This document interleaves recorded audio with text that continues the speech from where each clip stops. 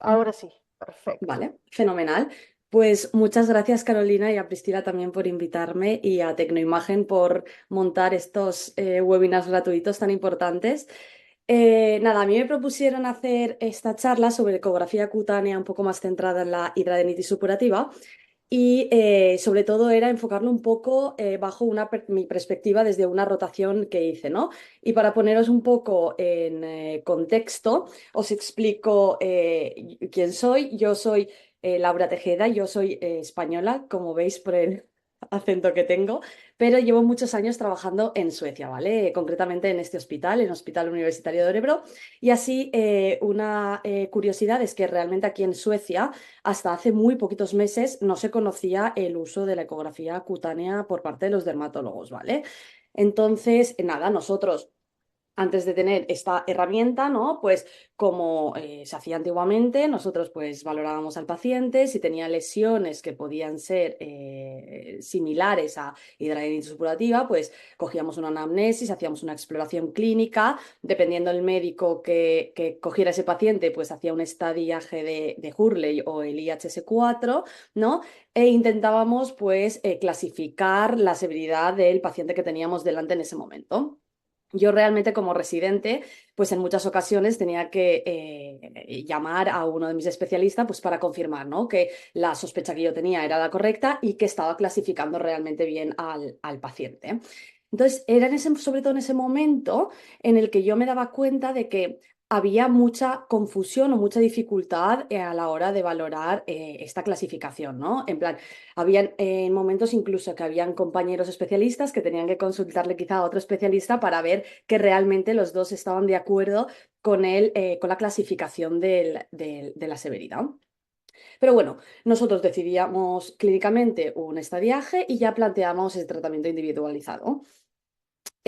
Yo en ese momento pues me puse a leer un poco sobre la hidradenitis supurativa, cómo mejorar un poco pues esta clasificación de severidad y empecé a darme cuenta de que habían muchísimos artículos, libros, literatura, cursos incluso, ¿no? Que me estaban hablando de dermatólogos que usaban la ecografía cutánea, ¿no? Entonces realmente me hice esta pregunta, ¿existe realmente la ecografía cutánea y son los dermatólogos reales los que hacen la eco o se lo mandan a un radiólogo para tener un poquito de ayuda, ¿no? Empezaron a salirme millones, millones, millones de diferentes cursos sobre ecografía cutánea, muchísima literatura, y fue ahí cuando yo me senté un día con mi tutora, que coincide que es mi jefa, y le planteé esta duda y ella misma me dijo, Laura, no sé de qué me estás hablando, y yo pues un poco por la intensidad que tengo, al final la acabé convenciendo en pues ver qué era esto y ver si realmente era algo que nosotros podríamos implementar en nuestro hospital y luego un poquito más allá en Suecia en sí, ¿no? Entonces me permitió buscar una beca, la cual conseguí a través de la Academia de Dermatología Sueca y pude ir al Hospital de Manises de Valencia, donde hay unos excelentes compañeros dermatólogos y entre ellos está el doctor Martorell, que si hay algún dermatólogo por aquí, pues muchos lo conoceréis por todo lo que sabe en hidradenitis supurativa y también en ecografía cutánea, ¿no? Y tuve la suerte de estar un mes con él y con muchos de sus compañeros que también utilizan esta técnica. Entonces, ¿cuál fue la diferencia que yo vi entre lo que nosotros hacíamos en Suecia, ¿no? Y lo que se hacía en este hospital? Ellos tenían una consulta monográfica de hidradenitis supurativa donde empezaban igual, ¿no? Cogían una anamnesis, hacían primero una exploración clínica y luego se ayudaban con la ecografía cutánea para clasificar a los pacientes según la severidad que tenían, ¿no? Y ya lo primero que yo vi era que esta persona estaba mucho más segura de eh, en qué severidad estábamos en cada uno de los pacientes que veíamos, ¿no? Y luego, una vez estaban clasificados, pues ya planteaban un tratamiento individualizado. Entonces, ¿qué es lo que me explicó a mí el doctor Martorell? Y de hecho vais a ver que he cogido muchas de sus imágenes porque creo que está todo súper bien explicado y fue como yo realmente entendí la ecografía en esta patología. Nosotros, sin tener la ecografía, realmente lo que estamos viendo es la parte superficial de la epidermis, ¿no? Entonces, cuando metemos una sonda de ecógrafo, realmente lo que estamos pudiendo ver son las capas profundas de la piel que también demuestran, pues, lesiones que con el ojo clínico no podemos asegurar. ¿Qué pasa con estos pacientes? Que un mismo paciente normalmente tiene un conjunto de lesiones diferentes y que cuando están todas juntas en el mismo espacio puede llegar a ser realmente complicado decidir si estamos ante simplemente nódulos, simplemente abscesos, simplemente fístulas o si tenemos una mezcla de todas ellas, ¿no? Entonces, para intentar explicaros un poco cómo se ve cada una de estas lesiones, pues empezamos con el nódulo, ¿no? Que es la lesión más básica de la hidradenitis supurativa, que si la vemos ante ecografía cutánea, en este caso estaban usando un ecógrafo de 18, pues vemos una lesión hipodérmica bastante bien delimitada, localizada dermoepidérmicamente, suele ser menor a 2 centímetros, ¿no? Y en algunos casos se puede llegar a ver incluso desde qué folículo piloso esta lesión se está generando, ¿no? Activamos el Doppler y vemos esta imagen en globo que llaman, que demuestra cómo esa inflamación viene a través de un folículo piloso y acaba inflamando la lesión en sí del nódulo.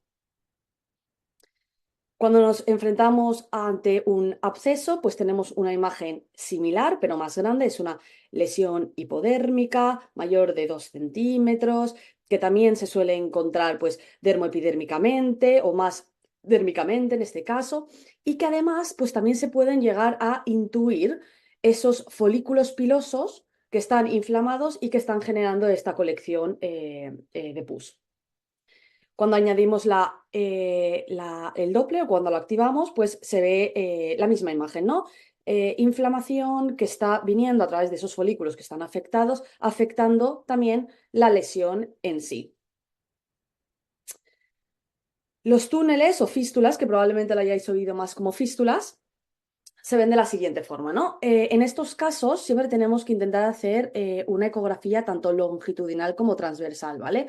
¿Por qué? Porque una fístula o un túnel eh, no deja de ser como una tubería, como una serpiente que se dice, que si tú lo ves de forma longitudinal, pues verás como toda el tamaño, la longitud que tiene, pero en caso de que solo lo vieras de forma transversal, podría confundirse con un nódulo. ¿Vale? Entonces es importante hacerlo en ambas direcciones. ¿Qué vemos aquí? Pues lo mismo, una lesión hipoecoica, alargada, con en la gran mayoría de los casos actividad Doppler. Y una cosa así a comentar simplemente es que, lo dicho, en la literatura está sobre todo descrito como una fístula, pero actualmente estamos intentando cambiarle el nombre a túnel porque una fístula realmente está conectando pues dos órganos distintos, ¿no? Y un túnel la está conectando pues el mismo órgano pues en dos puntos distintos del mismo. Entonces es por eso que estamos intentando cambiar este nombre. Entonces el mismo doctor Martorell, ¿no? eh, clasifica estos túneles dependiendo de estos 4 subtipos, ¿no? El túnel A, que suelen ser lesiones más sencillas, exclusivamente dérmicas, no llegan a romper la epidermis y que la gran mayoría de las veces llegan a tener como una respuesta a tratamiento médico muy favorable, ¿no? Eh, Luego el túnel A se difiere del túnel B porque en el túnel B pues vemos la misma lesión dérmica que ya conecta con la epidermis, rompe la epidermis generando esta forma U que además esta lesión al ser un poquito más avanzada pues ya tiene la opción de empezar a generar dentro del túnel reepitalización, ¿no? Que en la siguiente diapositiva os explicaré lo que es. Entonces, estos túneles B, si aún no han generado esta reepitalización, ¿no? En la gran mayoría de los casos podremos controlarlos también exclusivamente con tratamiento médico, ¿no? Pero si ya empezamos a ver que hay epitelización interna, en muchas ocasiones tendremos que plantearnos un tratamiento quirúrgico. Con el túnel C, pues como veis, son lesiones muchísimo más complejas, que ya están invadiendo el tejido celular subcutáneo, que son muy caóticas, que tienen forma de red, y que muy probablemente esta no va a tener un tratamiento, una respuesta satisfactoria al tratamiento médico y van a necesitar en todo caso pues empezar una terapia quirúrgica, ¿vale? En estos casos normalmente se puede incluso hacer una cirugía prácticamente ambulatoria en estas lesiones si están bien localizadas y controladas, ¿no? Y en caso de que nos encontráramos un túnel tipo D, que es un túnel que penetra directamente en la subcutis y que incluso es capaz, o sea, en el tejido celular subcutáneo, y que incluso es capaz de abrir la fascia muscular y intentar penetrar sobre ella, ya necesitaríamos también un tratamiento quirúrgico y mucho más avanzado, ¿no? En esos casos muchas veces necesitaremos ayuda de los cirujanos generales. Entonces, estas fístulas tampoco responderían en un principio a tratamiento médico.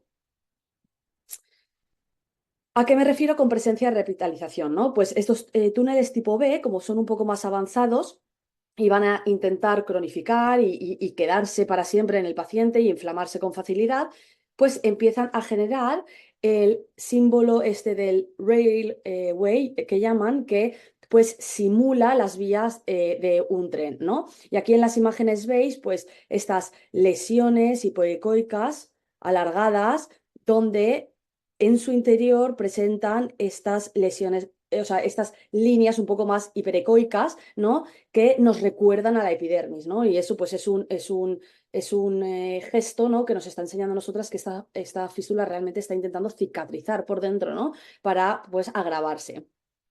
En el caso de que encontráramos pues, la presencia de esta repitilización, muy probablemente vamos a tener que empezar a plantearnos un tratamiento quirúrgico y entonces ya sabemos de antemano que el médico no va a responder y quizá ganamos tiempo y no pues utilizamos médicos, o sea, tratamientos que realmente son muy caros y que necesitan un tiempo de prueba para realmente poder evaluar si le está haciendo efecto al paciente o no. ¿Vale? Entonces, así a grosso modo, ¿no? Esta presentación ha sido muy cortita, pero lo que yo quiero que os llevéis a casa es que realmente la ecografía, o es lo que yo me llevé cuando hice la presentación la ecografía enriquece un servicio mejorando mucho la precisión de sus diagnósticos, ¿vale? Y esto nos sirve para cualquiera de las patologías que también mis compañeras han comentado. Eh, la ecografía nos permite ver lesiones que son invisibles al ojo humano y que están localizadas en la zona interna o profunda, ¿no? de la piel. Ya que podemos ver estas lesiones que están situadas pues, más profundamente, podremos hacer unas terapias quirúrgicas muchísimo más precisas e incluso decidir si un dermatólogo mismo puede tratarlas o si necesitamos ponernos en contacto con algún servicio para una cirugía más avanzada, ¿no?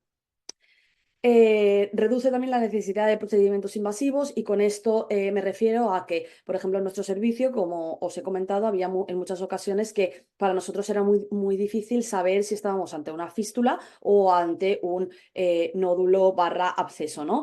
Entonces, en alguna ocasión, pues podía ocurrir que entraras en quirófano pensando que era una fístula y realmente luego lo que te encontrabas era más una imagen tipo nódulo.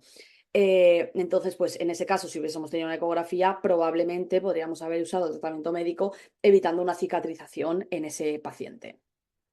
Luego, un poco como ya os he mostrado, optimiza la toma de decisiones clínicas, ¿no? Pues en este caso, si estamos seguros de que tenemos un nódulo o un absceso, pues tiraremos por técnicas médicas. En caso de que tengamos una fístula de tipo A o B no repetalizada, pues usaremos también una técnica médica, pero en caso de tener lesiones fistulantes o cronificadas con reepitelización, pues ya nos iremos directamente a una cirugía y le podremos también decir al paciente desde una primera instancia que muy probablemente sus lesiones van a necesitar una cirugía y de qué tipo.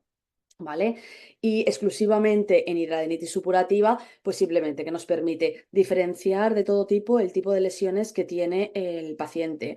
En caso de tener túneles, qué tipo de túnel, está repitalizado o no está repitalizado. Y a partir de esa información, decidir cuál es el mejor tratamiento. Muchas gracias.